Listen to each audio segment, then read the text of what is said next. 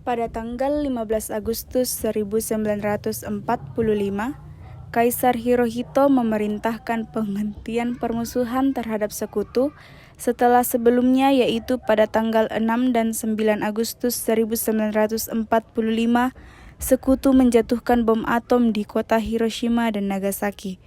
Berita tentang gencatan senjata yang dilakukan oleh Jepang ini disiarkan di radio Jepang dari Tokyo. Ternyata siaran tersebut tertangkap di Indonesia dan Sultan Syahrir mendengarnya.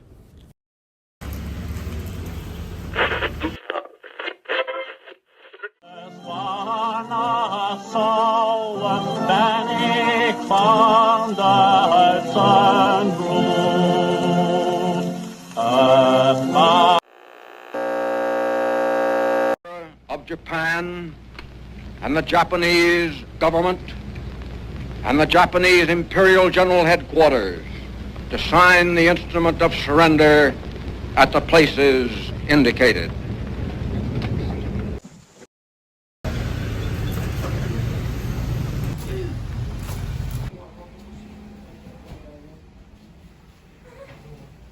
Apa kalian sudah mendengarkan berita keadaan Jepang? Belum, Bung. Benarkah itu? Apa yang terjadi dengan Jepang? Dari yang benar, sekutu telah menjatuhkan bom di kota Hiroshima dan Nagasaki. Oleh sebab itulah Jepang melakukan gencatan senjata. Kalau begitu, berarti kita harus segera memproklamirkan kemerdekaan. Benar itu, Jepang sudah tak ada wewenang lagi di negeri kita. Kita harus memanfaatkan momen ini. Setelah mendengar berita kekalahan Jepang, Khairul Saleh segera merencanakan pertemuan dengan anggota golongan muda lainnya untuk membicarakan masalah proklamasi kemerdekaan. Pertemuan ini dilangsungkan di Jalan Pegangsaan Timur nomor 17 Jakarta pukul 20.00 waktu Indonesia Barat. Teman-teman sekalian, sudahkah kalian mendengar berita tentang kekalahan Jepang? Belum kawan, di manakah engkau tahu tentang hal itu? Barusan saya dan Sukarni berkumpul dengan Syahrir. Ia mendengar siaran radio Jepang yang mengumumkan berita tentang gencatan senjata itu. Berarti negeri kita sekarang dalam kondisi vacuum of power. Benar, demikian. Saya mengumpulkan kalian semua di sini untuk membicarakan masalah itu. Kita harus memanfaatkan situasi ini untuk memproklamirkan kemerdekaan. Tepat sekali. Kalau begitu, kita harus membagi tugas. Tikana dan Khairul, kalian harus pergi ke kediaman Soekarno untuk menyampaikan kabar ini. Saya dan Bung Darwis akan memerintahkan anggota pemuda lainnya untuk merebut kekuasaan dari Jepang. Assalamualaikum. Waalaikumsalam, ada apa? Kami ingin bertemu dengan Bung Harno. Oh, silakan masuk. Silakan duduk. Tunggu, saya panggilkan Kang Mas. Kang Mas, ada yang mencarimu.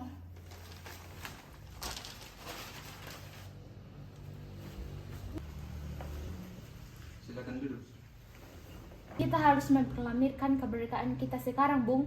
Jika Bung Karno tidak bertindak cepat, maka akan ada pertumpahan dan pembunuhan besar-besaran esok hari. Potong leherku, seretlah aku ke pojok itu sekarang dan potong leherku malam ini juga. Kamu tidak perlu menunggu hingga esok hari. Tapi ini saat yang tepat, Bung. Jepang sudah kalah oleh sekutu dan tak ada kuasa lain lagi di negara ini. Mengapa harus menunggu? Rakyat sudah banyak menderita akibat penjajahan ini. Jepang adalah masa yang silam. Belum lagi kita harus menghadapi Belanda yang hendak kembali berkuasa di negeri ini. Jika saudara tidak setuju dengan apa yang kami katakan dan mengira diri saudara telah sanggup menopang kekuatan sendiri, mengapa datang pada Soekarno dan memintanya untuk memproklamasikan kemerdekaan? Maka kita harus menunggu janji Jepang untuk memerdekakan bangsa ini. Kita bisa, Bung. Kita harus bangkit dan memproklamirkan kemerdekaan sendiri. Mengapa harus menunggu janji manis itu? Jepang sendiri bahkan telah kalah dalam perang sucinya. Kekuatan segelintir ini takkan mampu mengalahkan armada perang milik Jepang. Coba kau perlihatkan padaku, mana bukti kekuatan yang diperhitungkan itu? Apa tindakanmu untuk menyelamatkan wanita dan anak-anak jika ternyata terjadi pertumpahan darah? Bagaimana cara kita nanti untuk mempertahankan kemerdekaan? Coba bayangkan, bagaimana kita akan tegak di atas kekuatan sendiri. Semakin cepat kita memproklamasikan kemerdekaan, akan semakin cepat pula kita mengakhiri penderitaan rakyat yang sudah ditanggung selama ini. Inilah yang sudah ditunggu-tunggu bangsa kita, Bung. Baiklah, berikan waktu sebentar untuk berunding. Kemudian para anggota golongan tua yang berada di kediaman Soekarno langsung membicarakan permasalahan tersebut. Bagaimana ini? Para pemuda menuntut kita untuk segera memproklamasikan kemerdekaan. Kita butuh waktu untuk mempersiapkan semuanya dengan matang, agar tidak terjadi sesuatu yang tidak diinginkan. Menurut saya, yang terpenting sekarang adalah menghadapi sekutu yang hendak berniat kembali berkuasa di negeri ini. Selain itu, masalah kemerdekaan sebaiknya dibicarakan lagi dalam sidang PPKI 18 Agustus mendatang. Lalu bagaimana dengan pendapat golongan muda? Apa kita abaikan saja? Lagi pula mereka masih muda. Pemikiran mereka terlalu pendek. Kita harus melihat ke depan, mempersiapkannya dengan matang. Kalau tidak, bagaimana jika semuanya berantakan? Baiklah Bung, berarti kita semua sudah sepakat. Setelah selesai berunding, para golongan tua segera menemui para anggota golongan muda yang menunggu di luar ruangan. Setelah berunding sebentar tadi, kami memutuskan untuk tidak tergesa-gesa mengenai hal proklamasi kemerdekaan. Hal itu masih bisa dibahas dalam sidang PPKI. Dengan berat hati mendengar keputusan tersebut, para pemuda pun meninggalkan kediaman Soekarno. Tetapi mereka tidak putus asa. Mereka pun menyusun strategi bagaimana membujuk Soekarno dan Muhammad Hatta untuk memproklamasikan kemerdekaan sesegera mungkin.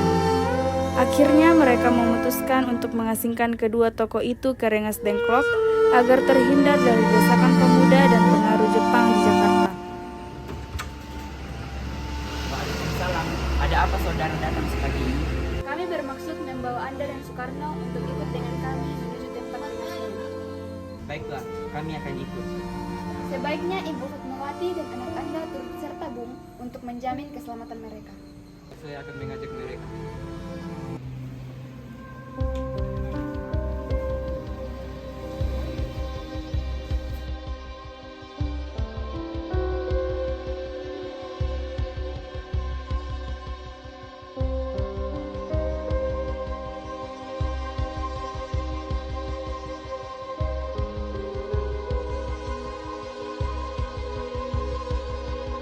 Hilangnya Soekarno dan Muhammad Hatta secara misterius pagi itu menimbulkan kepanikan di kalangan para pemimpin di Jakarta.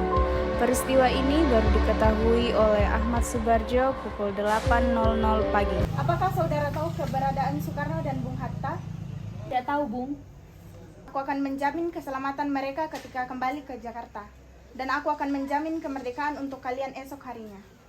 Akankah Anda bersumpah untuk itu? Kau bisa percaya padaku, nak. Baiklah, kami akan menunjukkan tempatnya di Rengas Dengklok. Hei nak, tolong antarkan kami ke Rengas Dengklok. Maaf, saya Pak. Kalau begitu, silakan naik.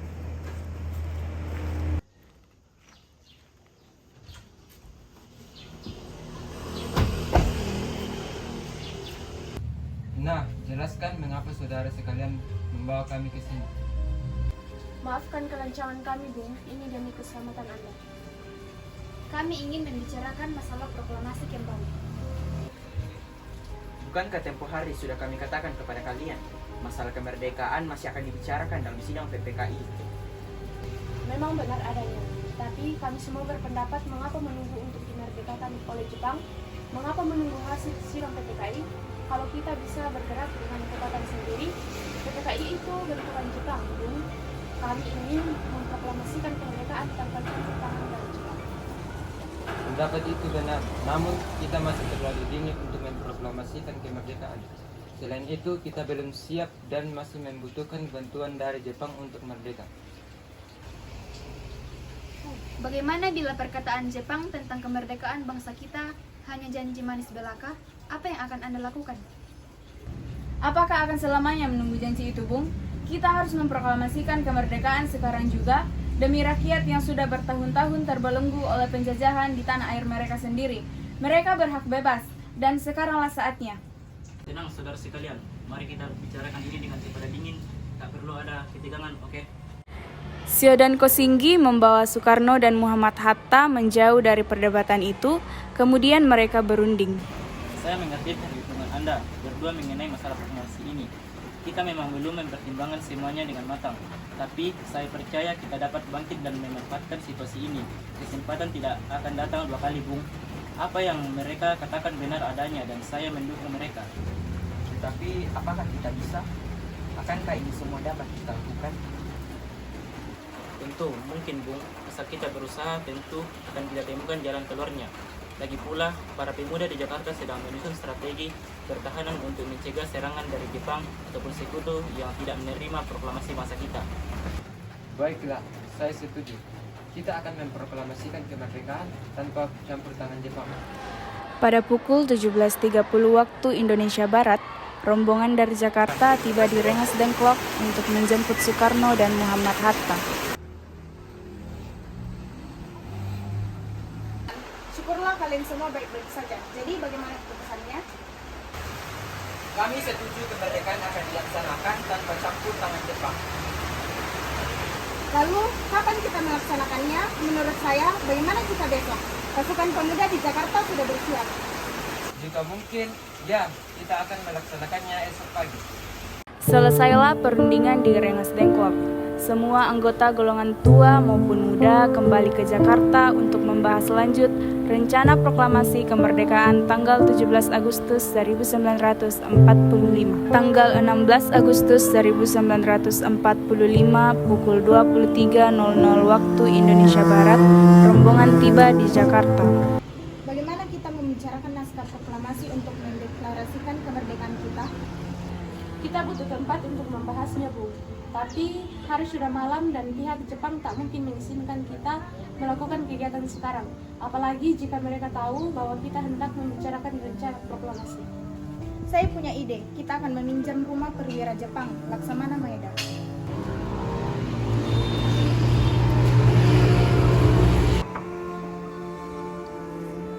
Selamat malam, ada apa? Maaf kami mengganggu Anda malam-malam begini. Kami perlu tempat untuk membicarakan rencana kemerdekaan yang akan dilangsungkan esok hari.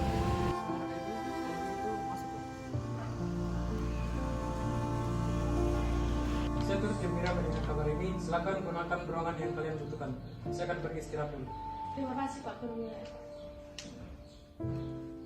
Perumusan teks proklamasi dilakukan di Rumah Makan Maeda. Acara perumusan naskah proklamasi berjalan lancar.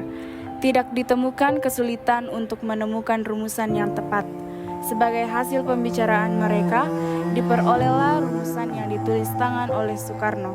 Pada tanggal 17 Agustus 1945 pukul 4.00 waktu Indonesia Barat, dibacakanlah rumusan naskah proklamasi untuk yang pertama kalinya di depan para hadirin yang berada di Rumah Maeda yang langsung disetujui. Namun timbullah persoalan tentang siapa saja yang akan menandatangani naskah proklamasi. Menurut saya, sebaiknya naskah ini jangan ditandatangani oleh anggota PPKI.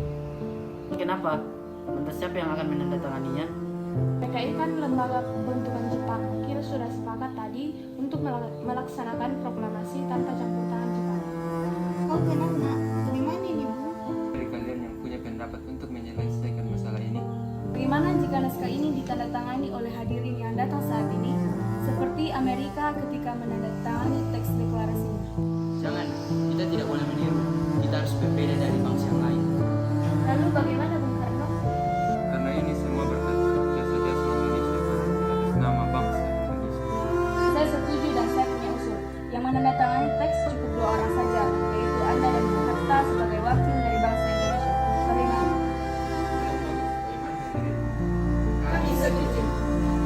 Setelah semuanya setuju, Soekarno memerintahkan Sayuti Melik untuk mengetik teks proklamasi.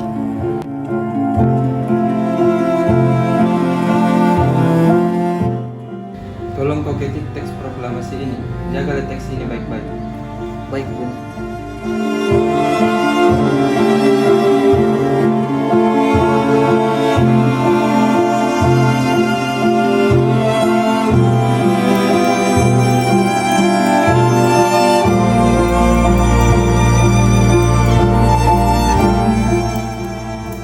Semua persiapan proklamasi rampung pada pukul 4.30 waktu Indonesia Barat.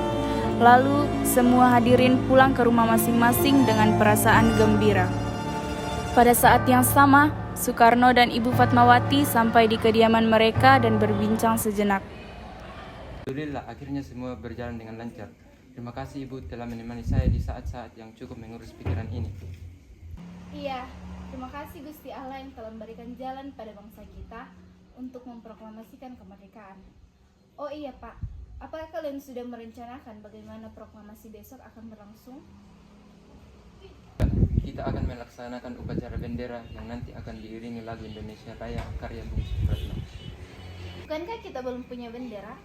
Lantas bagaimana? Pun Bapak sampai lupa, Bu. Kalau begitu bagaimana jika Ibu saja yang menjahitkan bendera? Tapi Ibu tidak punya kain, Pak. Kain yang ada hanya merah dan putih. Apa tidak apa-apa? Saja, buatlah bendera yang sederhana. Yang penting kita sudah berusaha untuk menyediakannya. Baiklah, Pak. Dan Ibu punya ide. Kita namakan saja benderanya Sang Saka Merah Putih. Bagaimana? Bagus ya, bendera pusaka Sang Saka dan warnanya merah putih menjadi Sang Saka Merah Putih. Brilian. Sudah, Bapak bersiap sana menyusun pidato yang akan Bapak bacakan besok.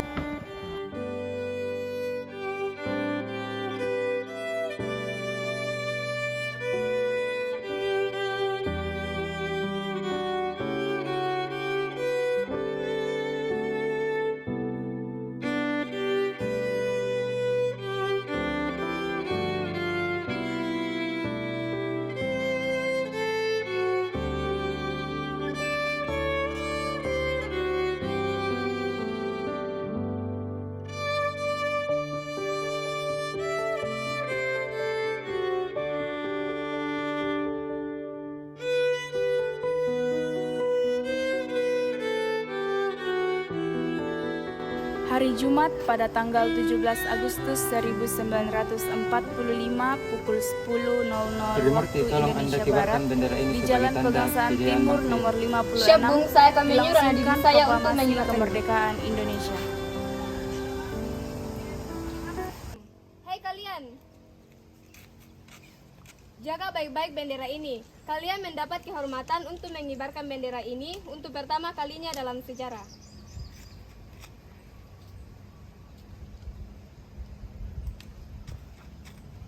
Siap, Komandan. Tiba saatnya upacara proklamasi kemerdekaan Indonesia.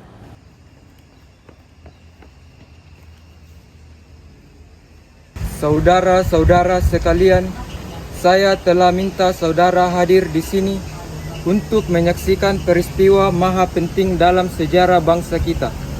Berpuluh-puluh tahun kita bangsa Indonesia telah berjuang untuk merdeka. Bahkan telah beratus-ratus tahun lamanya. Gelombang aksi kita tidak putus dalam berjuang untuk memerdekakan negeri ini. Kita jatuh bangun, menyusun kekuatan untuk menggapai cita-cita Indonesia bebas dari penjajahan bangsa lain. Semalam, kami para pemuka-pemuka rakyat Indonesia dari berbagai penjuru bergabung untuk memusyawarahkan permusyawaratan itu seia sekata berkata, inilah saatnya bagi kita untuk mengorbankan api revolusi kemerdekaan Indonesia. Saudara sekalian, dengan ini kami menyatakan kebulatan tekad itu. Dengarkanlah proklamasi kami. Proklamasi kami, bangsa Indonesia, dengan ini menyatakan kemerdekaan Indonesia. Hal-hal yang mengenai pemindahan kekuasaan dan lain-lain diselenggarakan dengan cara seksama dan dalam tempo yang sesingkat-singkatnya. Jakarta, 17 Agustus tahun 1945 atas nama bangsa Indonesia, Soekarno-Hatta.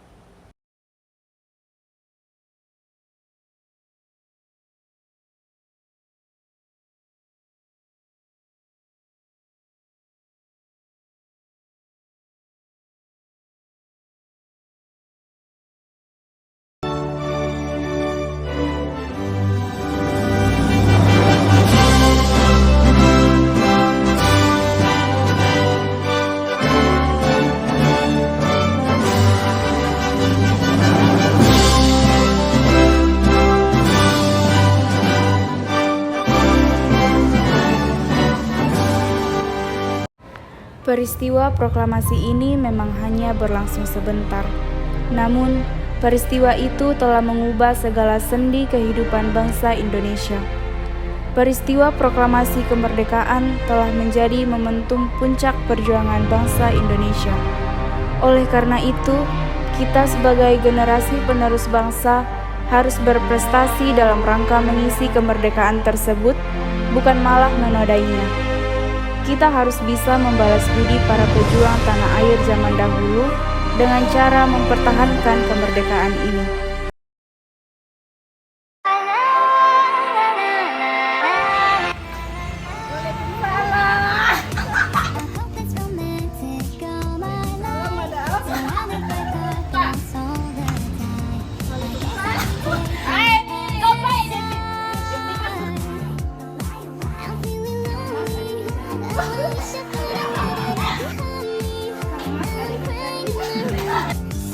Tahun di belakang nggak?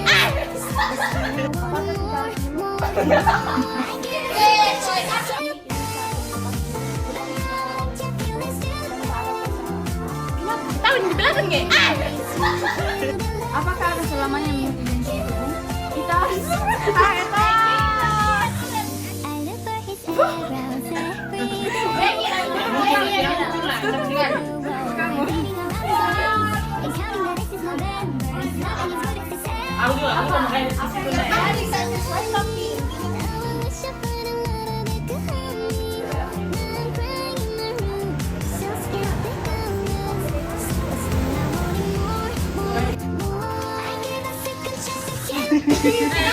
Saya setuju dan saya setuju dan saya setuju dan saya setuju. kami bermaksud